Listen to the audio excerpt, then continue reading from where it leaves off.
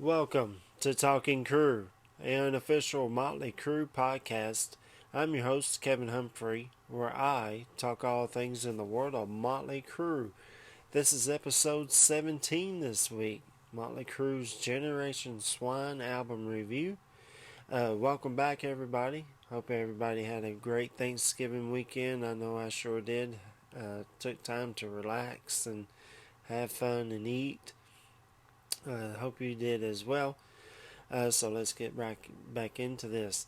Uh, Motley news this week, quite a bit of it. On November the 23rd, it was the 24th anniversary of the live album Motley Crue Live Entertainment or Death, which was released in 1999. 24 years old, great live record, still holds up to this day. Can't wait to do an episode on this. Nicky posted a picture on Sunday of his wife and daughter, saying soaking it all in, meaning being off the road and being with them. And then he says, besides one little surprise gig coming up. And hang on to that thought. John 5's also in the news. He posted a reminder for the tour dates for the John 5 and the Creatures tour. He's also selling VIP and soundcheck experiences. So, check that out at john5store.com. John Corabi and the Dead Daisies announced that they will be part of Hellfest Saturday, June the 24th, 2024 at Kilson, Clisson, France. Now more about this secret show. It was announced today that Motley Crue will do Crue Year's Eve at Archer, that's ACRISURE Arena in Palm Springs, California. New Year's Eve, December 31st is the show. Pre-sale tickets go on sale December the 6th, and on-sale tickets go on sale next Friday, December the 8th. So if you live in or around Palm Springs, make sure you get your tickets. I wish it was closer to me. I would definitely get tickets. If you plan on going, write me a comment down below. I'd love to know. And that's it in Motley news. This is episode 17. Motley Crue's Generation Swine album review is what we're going to be talking about. A little bit of glare there. So in this week's episode, I'm jumping right back into the timeline. There's a lot to talk about. This is the reunion album. A lot of things happened between MC94 and the Generation Swine album. So, let's go right into the timeline. As soon as MC94 album was released, which is episode 16 in case you missed it, the band goes right on tour on the Anywhere There's Electricity tour. But this tour is actually scaled down due to poor album sales and poor ticket sales. I actually remember this really well. They announced that they were coming to my hometown, a big arena where they played Dr. Feelgood tour. And then I was actually planning on going to see this show. I asked for that day off. And then a few weeks later, on the radio, they announced they had moved the show to a theater, which the arena held about 20,000 seats. And the theater held about 1,000 people. And I was like, wow, what's going on? But I didn't get that day off, unfortunately, so I missed the show, but I had a friend who actually went and said he was great. So, yeah, they had to scale down, way down. Where they played on tour, they played in the United States, Mexico, and Japan. Most of the shows they did in the U.S. had a triple bill, which meant Motley was the headliner and two opening acts. Some of the shows they had Brother Kane, King's X, and Typo Negative. Now, Typo Negative stayed throughout the tour, but Brother Kane kind of did a few shows at the beginning, and then King's X kind of stepped in. Plus, there were shows where Gilby Clarke, ex-guitar player for Guns N' Roses, was the opening act. At a show in Tulsa, Oklahoma, local police tried to arrest Nikki Sixx for inciting a riot when he tells fans to rip down the guardrail and get closer to the band, but no charges were filed. The Anywhere There's Electricity tour almost went to Donington in England. They were asked to do a part of it. They asked to be second underneath the bill, underneath headliner Aerosmith, but Extreme wanted that spot as well, and Motley didn't want to go on before Extreme, so they pulled out. Also during this time, Motley Crue fires band manager Doug Thaler in September of '94. Then in October of '94, they do the tour in Japan. In late '94, Motley releases the single and video Smoke the Sky, but MTV Headbangers Ball will not show the video because of the lyrics. The band themselves were paid for this music video, and Nikki and Tommy were actually financing the Anywhere There's Electricity tour, so they were pulling their own money together to keep this tour going. December '94, the band starts working on the next album. They were telling people they're going for a more straight hard rock and roll album. They start writing the songs at A&M Studios with producer Bob Rock, but they soon decide to not work with Bob. They feel that he's way too expensive. Again, they're kind of using their own money to do this. Then they hire new manager Alan Kovac. In January '95, Motley Crue plays their final show to support the MC '94 album at Club Shelter in Pasadena, California. It would be the last time with John Corabi on lead vocals. Tommy meets Pamela Anderson in February '95, breaks up with Bobby Brown. He actually flies to Cancun, Mexico, where she's doing a photo shoot. They end up meeting some more and actually start talking, and they end up getting married on the beach on February 19, 1995. I remember that on TMZ very well, or Access Hollywood, or whatever those shows were called. March '95, the CEO of parent company Warner Brothers, Doug Morris, and new head of Elektra Records, Sylvia Rhone, that's Rhone, had a meeting to put pressure on Motley Crue to get Vince back into the band, but they are also hoping that the band breaks up so they could be a tax write-off. They in fact tell John to be more of a rock star, that he needs choreographed moves, vocal training, and a stylist. Also in March of '95, Vince's 4-year-old daughter, Skylar, has what they thought was the flu, and she's actually doubled over in pain. Ex-wife Charisse at this time takes her to the hospital, and the doctors operate thinking it's her appendix, but then they find cancer, a tumor size of a softball. Charisse calls and tells Vince, and then he shows up and sits beside her, not knowing that the cancer is actually spreading. Vince, because of this, starts drinking more heavily. Over the news, April '95, on Easter, I found out that Vince actually dressed up as the Easter Bunny for her. In May of '95, Vince records a song for his second studio album. The song's called Skylar, which I will do an episode on Vince's solo albums, so stay tuned. Also in May, Nikki and then wife Brandy have their third child, Decker. June '95, Skylar is put on a respirator.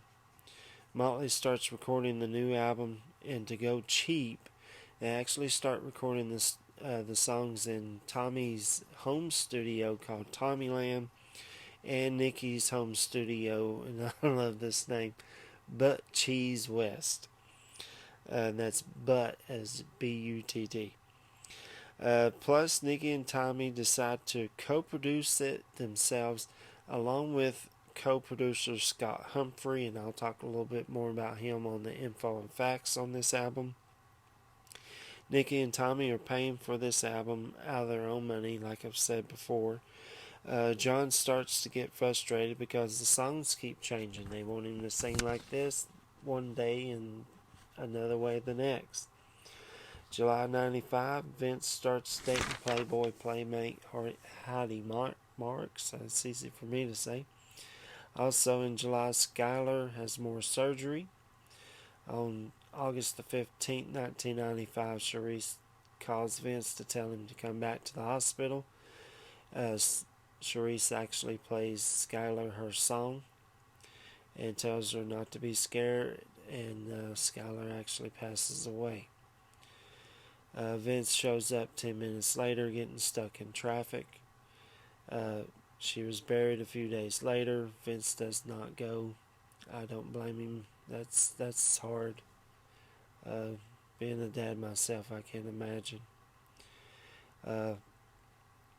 Tommy and Pamela send flowers to her funeral.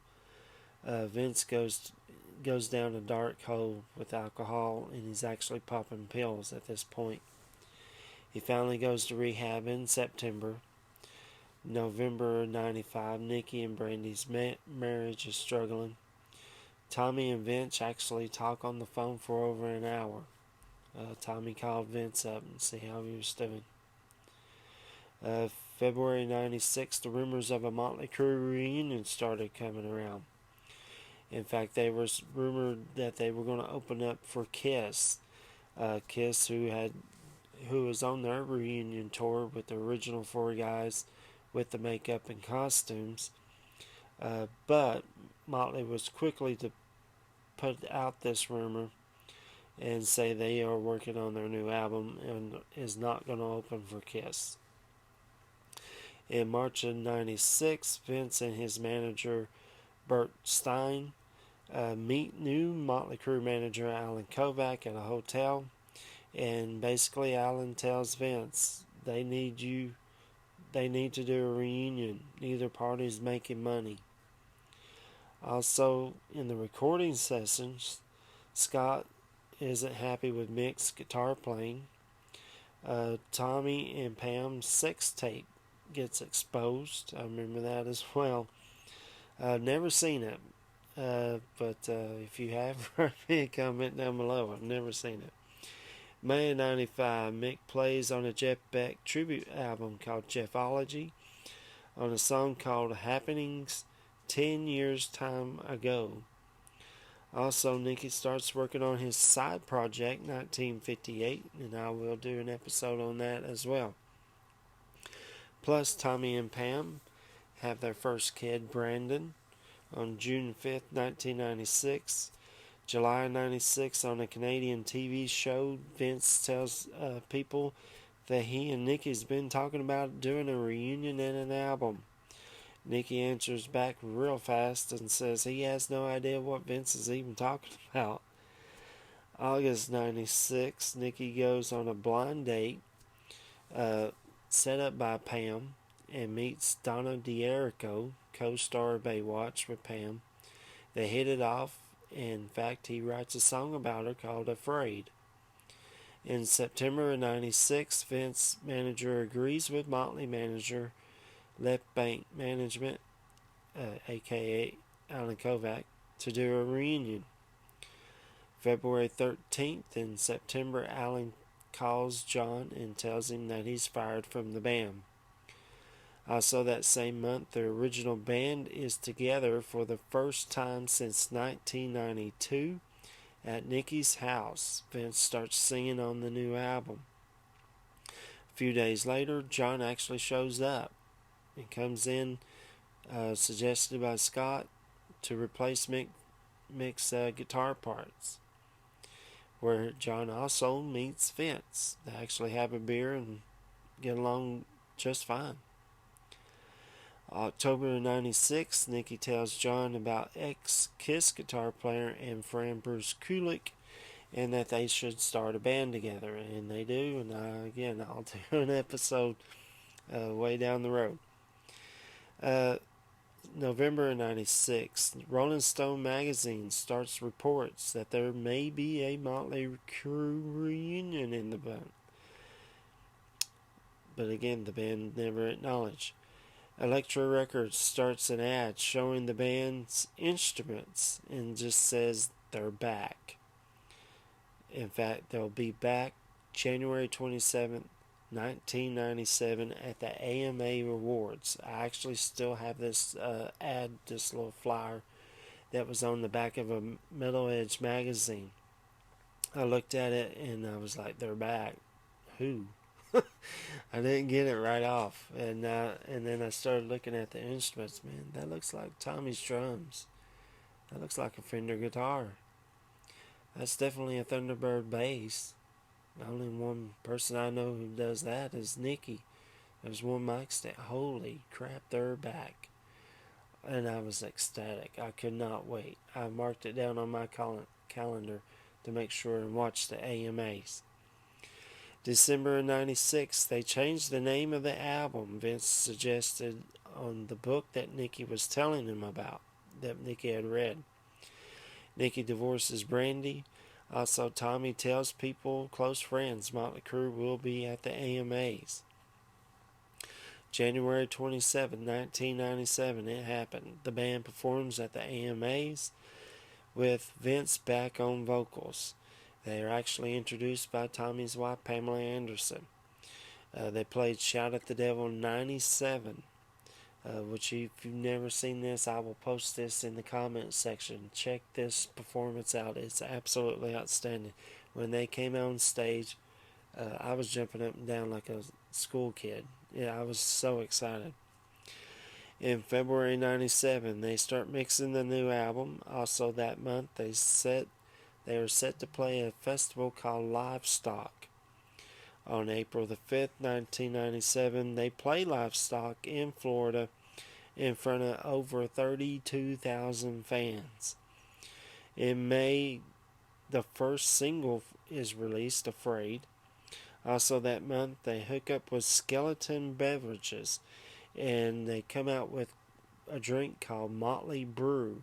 If you have that, write me a comment down below. Did you drink it? Is it any good? I could never find it, so I never did get one. And as well, they were inducted into the Rock Walk in California. It's different than the Hollywood Walk of Fame. This is the Rock Walk, where they actually put their hands in cement, and it's actually hanging on a wall.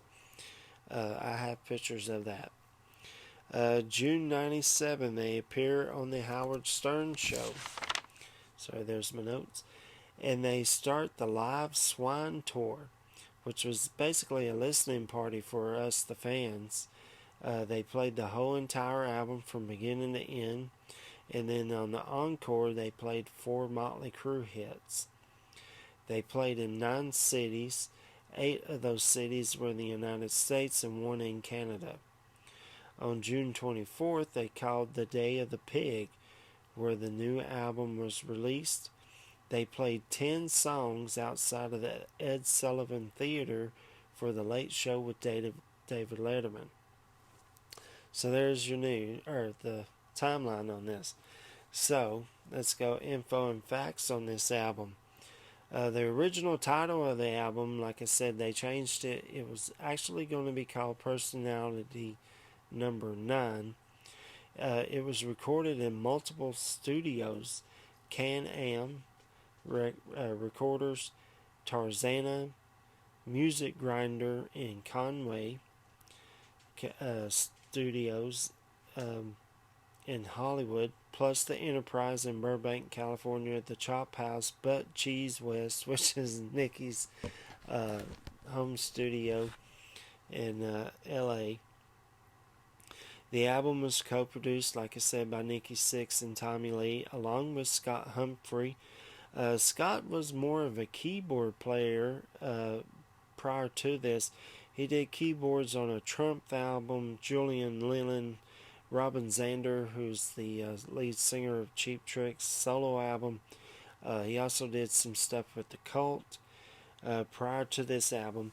And then he would go on to co-produce some albums by Rob Zombie, Methods of Mayhem, which is Tommy Lee's rap metal band, and of course Tommy Lee's solo album.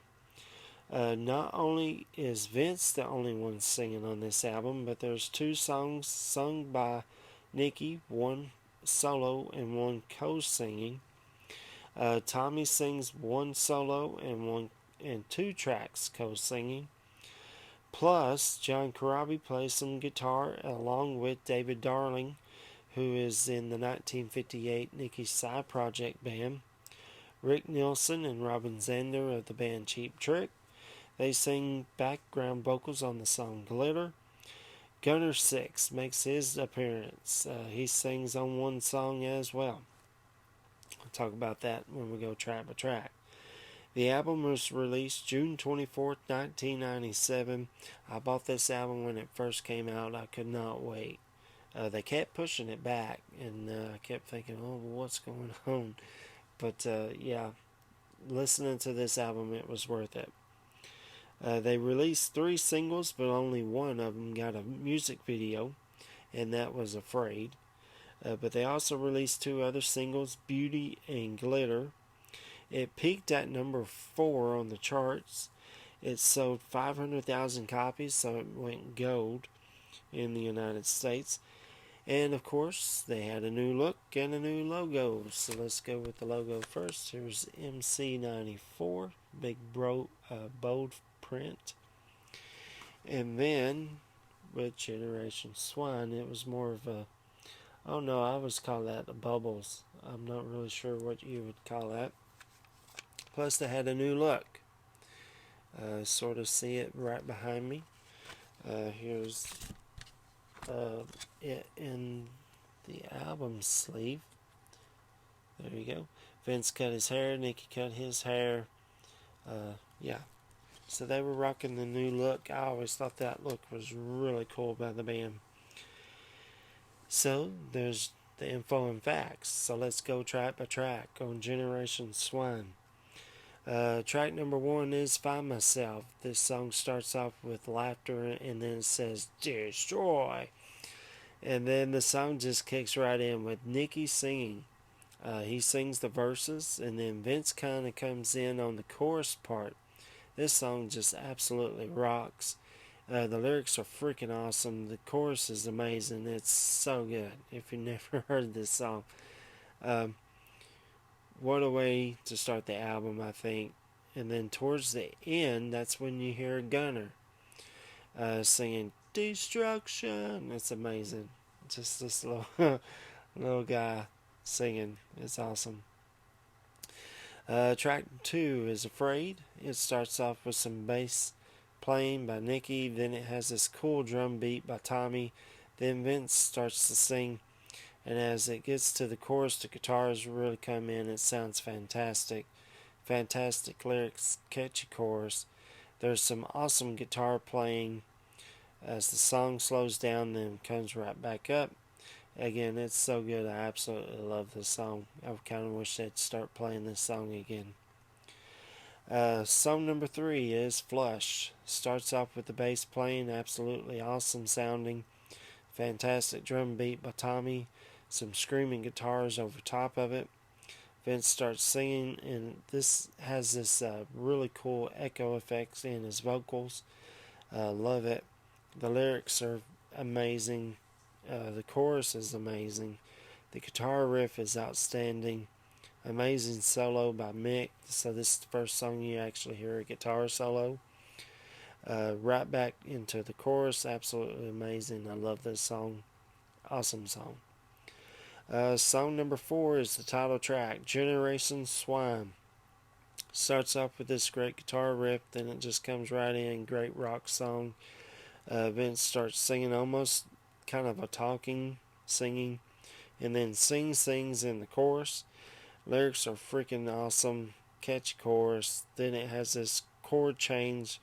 Vince sings this one part. It says, "Welcome my fools to the planet Boom," which is kind of a play on Planet Boom, which was a Tommy song from the Quaternary EP. It's absolutely amazing. Then it has this great guitar solo again by Mick, and then it just stops, and then Vince starts singing, and then the band slowly comes back into the chorus. This song just rocks. It's absolutely so freaking good. Generation Swine. Song number 5 is Confessions. This one starts off with what I think is a bass. I'm not really sure. Maybe you can tell me.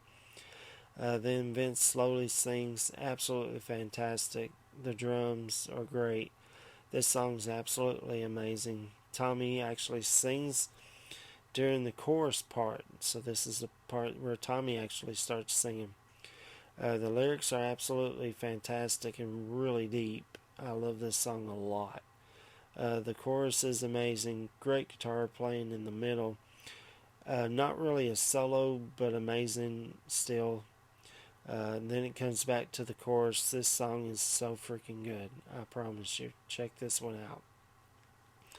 Then we get to song number 6, and that is Beauty. It starts off with a great drum beat. Then it goes into this great groove. Tommy actually sings the verses, and Vince sings the chorus. So they kind of flip-flop from the last song. The lyrics are great, catchy chorus, fantastic guitar solo by Mick. Then it slows down with Tommy and Vince kind of trading vocals over top of one another. Sounds amazing. If you don't know what this song is about, it's about actor Hugh Grant, who got busted with a prostitute named Candy Devine. Candy Devine. Hugh is, I know him more of from the movies Notting Hill, what was that, Bridget Jones's Diary. He was part of those. So he got caught with a prostitute, and Motley was like, well, I guess we'll write a song about him. It sounds a little dated, I will say this, but it's a great song. I will say that. Song number 7 is Glitter. This is the first ballad of the album. This one starts off with some keyboard sound that Scott Humphrey brought in. It's almost kind of an outer space sounding. And then Vince starts to sing. It's got this great drum beat by Tommy. The lyrics are absolutely amazing, as well as the chorus. There's some great guitar playing. Nothing fancy. It just fits in perfect. Then it has this outstanding, very odd sounding guitar solo. It's almost acoustic, but I don't know. It's really cool though. I really like it. Vince's vocal performance on this song is absolutely amazing. This song is absolutely awesome. Glitter, I love it, especially when they played it live. Song number 8, Anybody Out There, begins with a roar and then jumps right in. It's the shortest song on the album. It's about 1 minute and 51 seconds. It's that punk rock attitude song, short and sweet, to the point. Lyrics are awesome, catchy chorus. This song is super fast, super fast. Love this song, it's so good. Again, Anybody Out There. Song number 9 is Let Us Pray. Now this song, I almost wonder if this was a leftover track from MC94. It's got that heaviness, thickness in it. Starts off with a great heavy guitar riff, then the band comes in. Vince starts to sing with this kind of guitar playing, and it actually sounds fantastic singing it. Monster drumming from Tommy, fantastic lyrics, great catchy chorus. Then it slows down with this heavy bass pounding by Nicky. Then it stops, and then slowly heavy groove. This song is a monster. I love it. Let Us Pray. Song number 10 is Rocket Ship. This is your second ballad on the album. Starts off with that outer space kind of sound. Then acoustic guitar starts playing as Nicky starts singing, so this is his solo song. The fantastic lyrics, and I absolutely love this song. I think it's fantastic. It's so good. He wrote this for Donna. Track number 11, A Rat Like Me, begins with this awesome guitar riff, then some crashing on the drums. Vince starts singing as the song picks up. Lyrics are amazing. During the chorus, you can hear Nikki singing. Absolutely fantastic and very catchy. I really love Vince's vocals on this. It's absolutely incredible. This song just plain old rocks. Tommy's amazing drum fills. Just check out the song just to hear this part. It's fantastic. He's a beast. Then the unique guitar solo by Mick. That leads into this pocket groove for Nikki and Tommy as Vince sings on top of it. Then it kind of picks right back up. This song again is so freaking good. A Rat Like Me. Then we get to song number 12, Shout at the Devil 1997, or I should say Shout at the Devil 97. Starts off with a warping sound, then pluck of a bass string. Then the song builds up as Vince starts to shout at the devil. Then it just takes off. The guitar is a little bit different than the original. I think it's amazing. The drum parts from Tommy really stand out on this track. It's absolutely amazing for me. This is a great version. This is absolutely great. It's absolutely crazy how great this song is when they redid it. I love it. It's so good. And they play this version since this album, and I love it. That ending part with Tommy's drums gets me every time. And song number 13 is a song called Brandon. So this is Tommy's solo. It starts off with some violins and some piano playing, and Tommy starts to sing. The lyrics are actually really good. Cool chorus, easy for me to say. It's a good song. The music in it is absolutely incredible. Great. So that's how the Electra version ends, all 13 songs. So we're going Crucial Crue. Song number 14 is Afraid. It's the Swine mix, Jimbo mix. I'm not really going to talk a whole lot about this. I usually kind of skip this one, but I did listen to it just to kind of refresh my memory how this went. It's a really cool remix of the song, some changes here and there, but I like the album version better. Song number 15 is Wreck Me.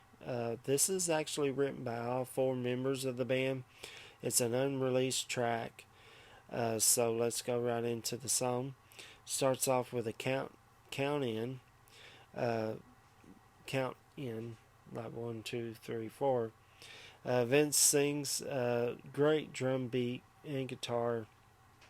The chorus kicks in. It has this great groove in it. I love it.